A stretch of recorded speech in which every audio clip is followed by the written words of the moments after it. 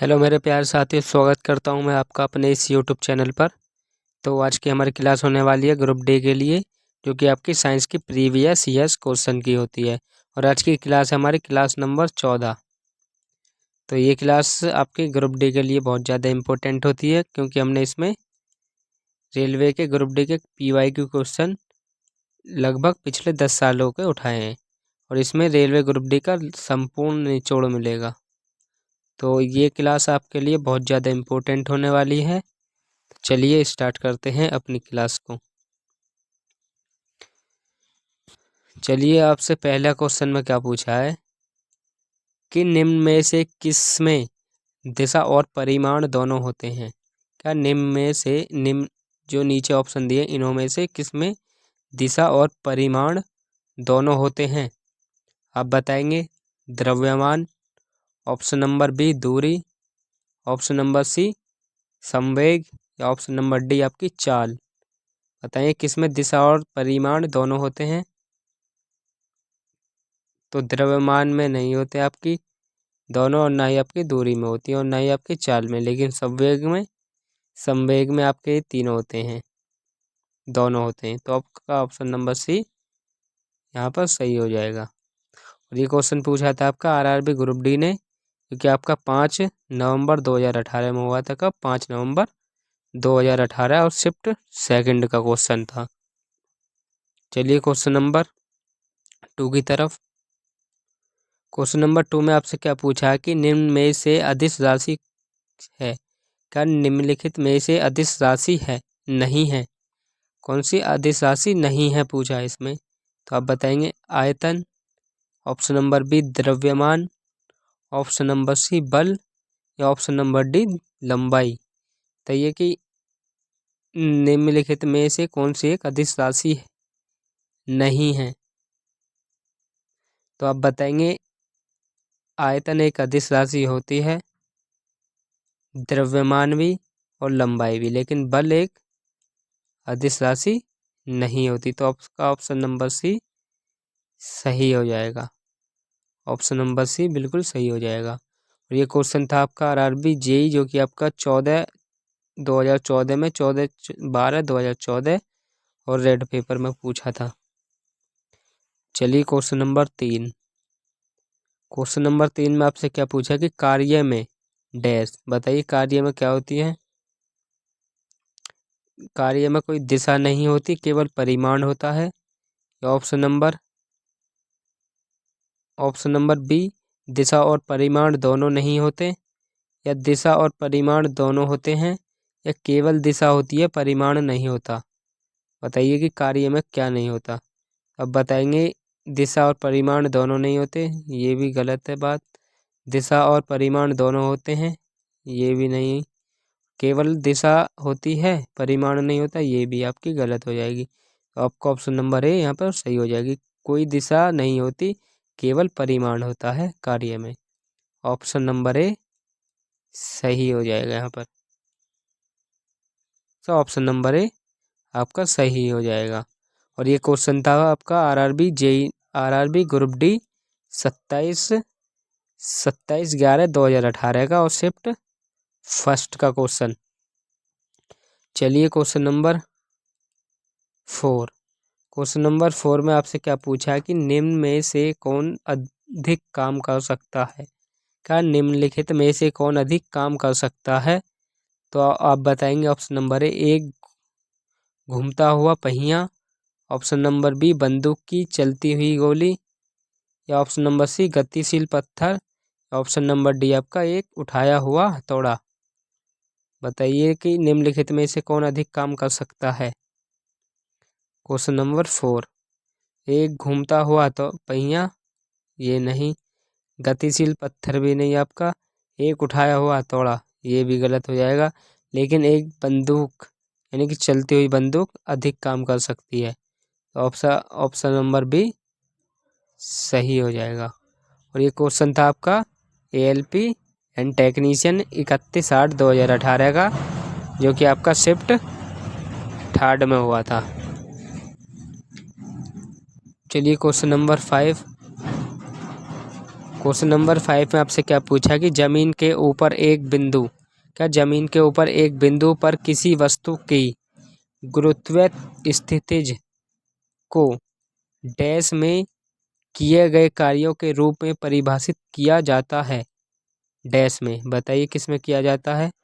तो इसके गुरुत्वाकर्षण के विपरीत जमीन से उस बिंदु पर उठाने पर, ऑप्शन नंबर बी आपका इस पर गुरुत्वाकर्षण बल लागू करने पर, ऑप्शन नंबर सी आपका इसके केंद्र पर रखने पर, ऑप्शन नंबर डी आपका इसके गुरुत्वाकर्षण के विपरीत जमीन पर रखने पर। तो आपका ऑप्शन नंबर ये क्वेश्चन पूछा था आपका आरआरबी ग्रुप डी ने, जो कि आपकी 22/10/2018 में और शिफ्ट सेकंड में हुआ था। बताइए क्या था ये कि जमीन के ऊपर एक बिंदु पर किसी वस्तु की गुरुत्वीय स्थितिज को डैश में किए गए कार्यों के रूप में परिभाषित किया जाता है। बताइए किसके रूप में। क्वेश्चन नंबर 5 इसके गुरुत्वाकर्षण के बल पर नहीं, इसके केंद्र पर रखने पर नहीं, इसके गुरुत्वाकर्षण के विपरीत जमीन पर रखने पर नहीं। आपका ऑप्शन नंबर यहाँ पर सही हो जाएगा कि इसके गुरुत्वाकर्षण के विपरीत जमीन से उस बिंदु पर उठाने पर। आपका ऑप्शन नंबर ए सही हो जाएगा। ऑप्शन नंबर ए बिल्कुल सही हो जाएगा। चलिए क्वेश्चन नंबर 6। क्वेश्चन नंबर 6 में आपसे क्या पूछा कि एक वस्तु पर बल लगाने के बावजूद भी किया गया कार्य शून्य होगा यदि उसका विस्थापन हो। बताइए कि एक वस्तु पर बल लगाने के बावजूद भी किया गया कार्य शून्य होगा यदि उसका विपरीत विस्थापन हो तो कैसा होना चाहिए। ऋणात्मक, घनात्मक या उदासीन या शून्य। क्वेश्चन नंबर 6 तो आप बताएंगे कि ऋणात्मक नहीं होना चाहिए, ना ही आपका घनात्मक, ना ही आपका उदासीन। तो ये आपका क्या होना चाहिए, शून्य। आपका ऑप्शन नंबर डी सही हो जाएगा। और ये क्वेश्चन पूछा था आपका आरआरबी एएलपी ने, जो कि आपका आरआरबी एएलपी टेक्नीशियन, जो कि आपका 21/8/2018 में और शिफ्ट 3rd में हुआ था। चलिए नेक्स्ट क्वेश्चन।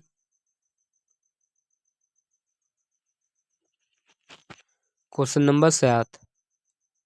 क्वेश्चन नंबर 7 में आपसे क्या पूछा कि कार्य करने की क्षमता कहलाती है, या कार्य करने की क्षमता क्या कहलाती है। शक्ति, दाब, ऊर्जा या बल। तो इनके कार्य करने की क्षमता क्या कहलाती है, शक्ति, दाब, ऊर्जा या बल।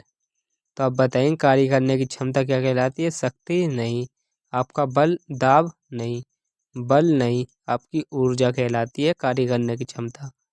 आपका ऑप्शन नंबर सी सही हो जाएगा।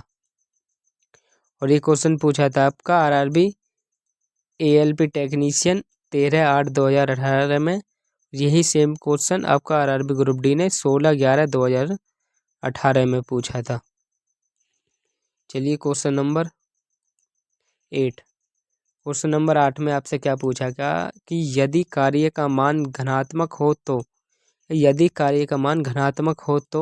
जिस निकाय पर कार्य हो रहा है, यदि कार्य का मान घनात्मक हो तो जिस निकाय पर कार्य हो रहा है, आपका ऑप्शन नंबर ए उसकी ऊर्जा का हास्य होगा, ऑप्शन नंबर बी आपका उसका मान शून्य होगा, या आपका ऑप्शन नंबर सी वह नियत रहेगा, या ऑप्शन नंबर डी उसकी ऊर्जा में वृद्धि होगी।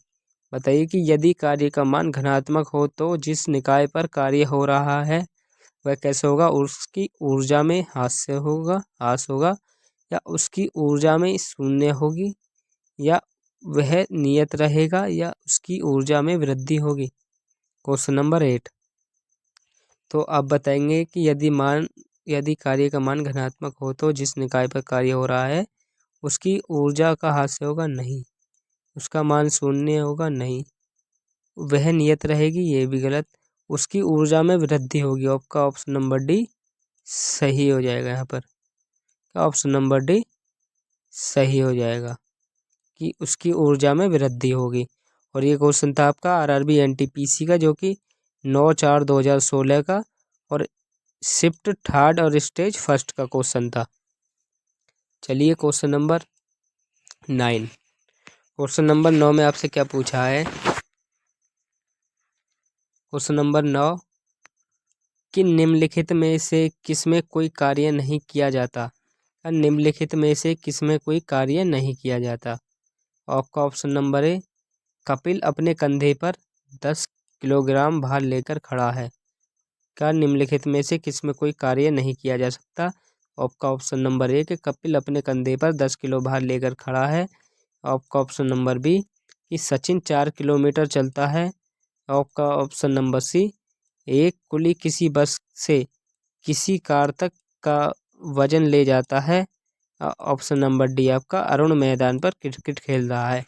आप बताएंगे किसमें कोई कार्य नहीं किया जा रहा? क्वेश्चन नंबर 9, कपिल अपने कंधे पर 10 किलो भार लेकर खड़ा है। सचिन 4 किलोमीटर चलता है, इसमें तो कार्य हो रहा है। एक कुली किसी बस से किसी कार तक एक वजन ले जाता है, इसमें भी हो रहा है कार्य। अरुण मैदान पर क्रिकेट खेल रहा है, इसमें भी कार्य हो रहा है। लेकिन कपिल अपने कंधे पर 10 किलो भार लेकर खड़ा है या खड़ा है, तो इसमें कोई कार्य नहीं हो रहा। तो आपका ऑप्शन नंबर ए यहाँ पर सही हो जाएगा। और ये क्वेश्चन पूछा था आपका आरआरबी ग्रुप डी ने, जो कि आपका 15 नवंबर 2018 में और शिफ्ट थर्ड का क्वेश्चन था। चलिए क्वेश्चन नंबर 10। क्वेश्चन नंबर 10 में आपसे क्या पूछा है कि बल द्वारा किया गया कार्य धनात्मक होता है जब? अब बल द्वारा किया गया कार्य धनात्मक होता है जब, बताइए कब होता है? आपका ऑप्शन नंबर ए, विस्थापन बल की दिशा में होता है। ऑप्शन नंबर बी, विस्थापन बल के लंबवत होता है। या ऑप्शन नंबर सी, आरोपित बल से कोई विस्थापन नहीं होता। आपका ऑप्शन नंबर डी, विस्थापन बल की विपरीत दिशा में होता है। बताइए कि बल द्वारा किया गया घनात्मक कार्य है जब विस्थापन बल की दिशा में होता है। आपका ऑप्शन नंबर बी, विस्थापन बल के लंबवत होता है। आपका ऑप्शन नंबर सी, आरोपित बल से कोई विस्थापन नहीं होता। ऑप्शन नंबर डी आपका विस्थापन बल के विपरीत दिशा में होता है। Question number 10। अब बताएंगे बल विस्थापन बल के लंबवत होता है? नहीं। आरोपित बल से कोई विस्थापन नहीं होता, ये भी गलत। विस्थापन बल की विपरीत दिशा में होता है, ये भी गलत। आपका ऑप्शन नंबर ए सही हो जाएगा कि विस्थापन बल की दिशा में होता है। आपका ऑप्शन नंबर ए सही हो जाएगा। और ये क्वेश्चन पूछा था आपका आरआरबी ग्रुप डी ने, जो कि आपका 19/9/2018 में और शिफ्ट थर्ड में हुआ था। कब? आरआरबी ग्रुप डी 19/9/2018 में। चलिए क्वेश्चन नंबर 11। क्वेश्चन नंबर 11 में आपसे क्या पूछा था कि डाल्टन का सिद्धांत इस नियम पर आधारित था? किसका? डाल्टन का सिद्धांत इस नियम पर आधारित था। बताइए किस नियम पर आधारित था? नियत अनुपात पर। आपका ऑप्शन नंबर बी, रासायनिक संयोजन पर। ऑप्शन नंबर सी आपका गति का संरक्षण पर। ऑप्शन नंबर डी आपका द्रव्यमान संरक्षण पर। Question number 11। तो आप बताएंगे डाल्टन का सिद्धांत इस नियम पर आधारित था, नियत अनुपात पर नहीं, गति का संरक्षण पर नहीं, द्रव्यमान संरक्षण पर, ये भी गलत। तो आपका ऑप्शन नंबर ए बिल्कुल सही हो जाएगा कि रासायनिक संयोजन पर आधारित है। ऑप्शन नंबर बी सही हो जाएगा। और ये क्वेश्चन था आपका आरआरबी ग्रुप डी का, जो कि आपका 4/10/2018 में और शिफ्ट फर्स्ट का क्वेश्चन था। कब? RRB group D 4/10/2018 shift first का क्वेश्चन। चलिए क्वेश्चन नंबर 12। क्वेश्चन नंबर 12 में आपसे क्या पूछा है कि डाल्टन का सिद्धांत, क्या डाल्टन का सिद्धांत आधारित है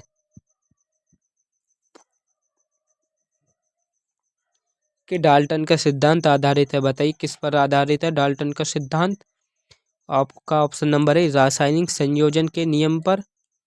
ऑप्शन नंबर बी है आपका नियत अनुपात के नियम पर। ऑप्शन नंबर सी आपका द्रव्यमान संरक्षण के नियम पर। आपका ऑप्शन नंबर डी क्या है? ऊर्जा संरक्षण के नियम पर। बताइए कि डाल्टन का सिद्धांत किस पर आधारित है। Question number 12। नियत अनुपात के नियम पर नहीं। द्रव्यमान संरक्षण के नियम पर भी नहीं होता आपका, ना ही आपके ऊर्जा संरक्षण के नियम पर। आपका ऑप्शन नंबर ए सही हो जाएगा कि रासायनिक संयोजन के नियम पर डाल्टन का सिद्धांत आधारित होता है। तो ऑप्शन नंबर ए सही हो जाएगा। और ये क्वेश्चन था आपका आरआरबी ग्रुप डी का, जो कि आपका 25/10/2018 में और शिफ्ट सेकंड का क्वेश्चन था। चलिए क्वेश्चन नंबर 13। क्वेश्चन नंबर 13 में आपसे क्या पूछा कि डाल्टन का परमाणु सिद्धांत निम्न में से किसके लिए एक स्पष्टीकरण प्रदान करता है। क्या डाल्टन का परमाणु सिद्धांत निम्न में से किसके लिए एक स्पष्टीकरण प्रदान करता है। ऑप्शन नंबर ए आपका द्रव्यमान संरक्षण और रासायनिक संयोजन का नियम पर। ऑप्शन नंबर बी आपका द्रव्यमान संरक्षण और निश्चित अनुपात के नियम पर। आपका ऑप्शन नंबर सी क्या कि रासायनिक संयोजन और निश्चित अनुपात के नियम पर। आपका ऑप्शन नंबर डी श्वेत अनुपात और रासायनिक संयोजन के नियम पर। Question number 13। डाल्टन का परमाणु सिद्धांत निम्न में से किसके लिए स्पष्टीकरण प्रदान करता है। अब बताएंगे द्रव्यमान संरक्षण और रासायनिक संयोजन के नियम पर नहीं। आपका ऑप्शन नंबर सी रासायनिक संयोजन और निश्चित अनुपात के नियम पर नहीं। और ये आपका निश्चित अनुपात और रासायनिक संयोजन के नियम पर नहीं। आपका ऑप्शन नंबर बी यहाँ पर सही हो जाएगा। क्या द्रव्यमान संरक्षण और निश्चित अनुपात के नियम पर। आपका ऑप्शन नंबर बी सही हो जाएगा। चलिए क्वेश्चन नंबर 14। क्वेश्चन नंबर 14 में आपसे क्या पूछा है कि डाल्टन की पद्धति के अनुसार निम्न में से कौन सा कथन सही है। क्या डाल्टन की पद्धति के अनुसार निम्न में से कौन सा कथन सही है। ऑप्शन नंबर ए समान तत्वों के अणुओं के परमाणु द्रव्यमान और आकार समान हैं, परंतु रासायनिक प्रकृति समान नहीं है। क्या डाल्टन की पद्धति के अनुसार निम्न में से कौन सा कथन सही है। ऑप्शन नंबर ए रासायनिक तत्वों के अणुओं के परमाणु द्रव्यमान और आकार समान है, परंतु रासायनिक प्रकृति समान नहीं है। ऑप्शन नंबर बी क्या कि एक अणु प्रोटॉन, इलेक्ट्रॉन और न्यूट्रॉन में विभाजित होने योग्य होता है। ऑप्शन नंबर सी क्या कि समान तत्वों के गुणों का परमाणु द्रव्यमान अलग है। और ऑप्शन नंबर डी कि परमाणु पदार्थों के अविभाजित कण हैं। Question number 14। तो आप बताएंगे कि डाल्टन की पद्धति के अनुसार निम्न में से कौन सा कथन सही है। तो आपका ऑप्शन नंबर बी सही हो जाएगा कि परमाणु पदार्थों के अविभाज्य कण। ऑप्शन नंबर डी सही हो जाएगा यहाँ पर। ये क्वेश्चन पूछा था आपका आरआरबी ग्रुप डी ने, जो कि आपका 1/10/2018 में और शिफ्ट फर्स्ट का क्वेश्चन था। Question number 14। चलिए क्वेश्चन नंबर 15 की तरफ। क्वेश्चन नंबर 15 में आपसे क्या पूछा कि निम्नलिखित में से क्या डाल्टन के परमाणु सिद्धांत की अवधारणा नहीं है। क्या निम्नलिखित में से क्या डाल्टन के परमाणु सिद्धांत की अवधारणा नहीं है। आपका ऑप्शन नंबर ए विभिन्न तत्वों के परमाणुओं में भिन्न द्रव्यमान और रासायनिक गुणधर्म होते हैं। आपका ऑप्शन नंबर बी यौगिक बनाने के लिए परमाणु छोटे पूर्णांक संख्या के अनुपात में संयोजित होते हैं। या ऑप्शन नंबर सी परमाणु अदृश्य कण होते हैं जिन्हें रासायनिक अभिक्रिया में निहित या नष्ट नहीं किया जा सकता है। आपका ऑप्शन नंबर डी कि सभी पदार्थ छोटे कणों से मिलकर बने होते हैं, जिन्हें अणु कहते हैं। तो आपका ऑप्शन नंबर डी सही हो जाएगा। आपका ऑप्शन नंबर डी कि सभी परमाणु छोटे कणों से मिलकर बने होते हैं। यही ऑप्शन सही हो जाएगा। और ये क्वेश्चन पूछा था आपका आरआरबी ग्रुप डी ने, जो कि आपका 1/12/2018 में पेपर हुआ था और शिफ्ट सेकंड का क्वेश्चन है। चलिए क्वेश्चन नंबर 16। क्वेश्चन नंबर 16 में आपसे क्या पूछा कि टैक्सोनॉमी मूल्य रूप से संबंधित है। तो ये आपकी टैक्सोनॉमी किससे संबंधित है? आपका ऑप्शन नंबर ए जैव विविधता, आपका ऑप्शन नंबर बी कर ढांचा, ऑप्शन नंबर सी आपका खगोलीय विज्ञान की शाखा, या ऑप्शन नंबर डी मानव व्यवहार का अध्ययन। तो आप बताएंगे। ये क्वेश्चन पूछा था आपका आरआरबी एनटीपीसी ने, जो कि आपका 19/4/2016 में और शिफ्ट फर्स्ट और स्टेज फर्स्ट का क्वेश्चन था। क्या था कि जैव विविधता टैक्सोनॉमी किससे संबंधित है? तो आप बताएंगे टैक्सोनॉमी आपके जैव विविधता से संबंधित है। चलिए क्वेश्चन नंबर 17। क्वेश्चन नंबर 17 में आपसे क्या पूछा कि बायोसिटोमैक्स बायोसिटमैटिक्स का उद्देश्य क्या बायोसिटमैटिक्स का उद्देश्य क्या है? तो आप बताएंगे कि व्यापार, आकृति विज्ञान या तत्वों के आधार पर जीवों का वर्गीकरण, ऑप्शन नंबर बी आपका साइटोलॉजिकल विशेषज्ञों के आधार पर जीवों की पहचान और व्यवस्था, और आपका ऑप्शन नंबर सी कि जीव की विभिन्न वर्गीकरण को सीमित करना और उनके संबंधों और स्थापित करना, और आपका ऑप्शन नंबर डी क्या कि अध्ययन के सभी क्षेत्रों से विभिन्न मानकों की समग्रता पर उनके विकासवादी इतिहास और उनके फाइलोलॉजी की स्थापना के आधार पर जीवों का वर्गीकरण। तो आप बताएंगे क्वेश्चन नंबर 17 का ऑप्शन नंबर डी सही हो जाएगा। और ये क्वेश्चन था आपका आरआरबी एनटीपीसी का, जो कि आपका 31/3/2016 में पूछा था। चलिए क्वेश्चन नंबर 18 कि विभिन्न प्रकार के ऊतकों के अध्ययन को क्या कहा जाता है? क्या विभिन्न प्रकार के ऊतकों के अध्ययन को क्या कहा जाता है? आपका ऑप्शन नंबर ए कोशिका जीव विज्ञान, आपका ऑप्शन नंबर बी की cell physiology, option number C आपका साइटोलॉजी, आपका ऑप्शन नंबर डी आपका ऊतक विज्ञान। तो आप बताएंगे। और ये क्वेश्चन पूछा था आपका आरआरबी जेई ने, जो कि आपका 23/5/2019 में और शिफ्ट थर्ड में हुआ था। क्या कि विभिन्न प्रकार के ऊतकों का अध्ययन को क्या कहा जाता है? तो आप बताएंगे ये कहा जाता है आपका ऊतक विज्ञान। चलिए क्वेश्चन नंबर 19। क्वेश्चन नंबर 19 में आपसे क्या पूछा कि जानवरों के उनके पर्यावरण के साथ संबंधों के अध्ययन को क्या कहा जाता है?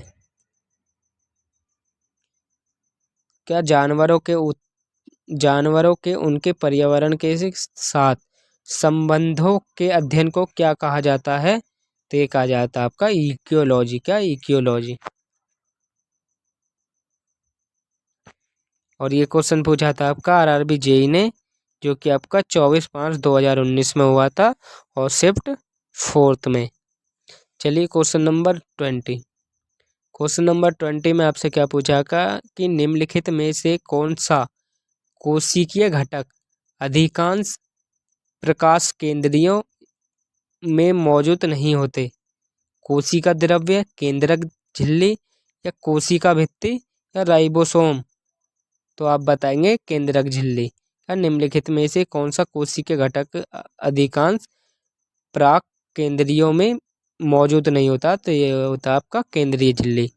और ये क्वेश्चन था आपका आरआरबी ग्रुप डी का, जो कि आपका 2/9/2022 में और शिफ्ट सेकंड में पूछा था। तो आज की क्लास में हमारे यही क्वेश्चन थे। तो ये आपके टॉप 20 क्वेश्चन थे। यदि हमारी क्लास अच्छी लगे तो हमारी क्लास को लाइक शेयर एंड सब्सक्राइब करें और हमारी वीडियो को ज़्यादा से ज़्यादा लाइक और शेयर करें। तो चलिए मिलते हैं कल एक और नेक्स्ट क्लास के साथ। तब तक के लिए टाटा बाय बाय।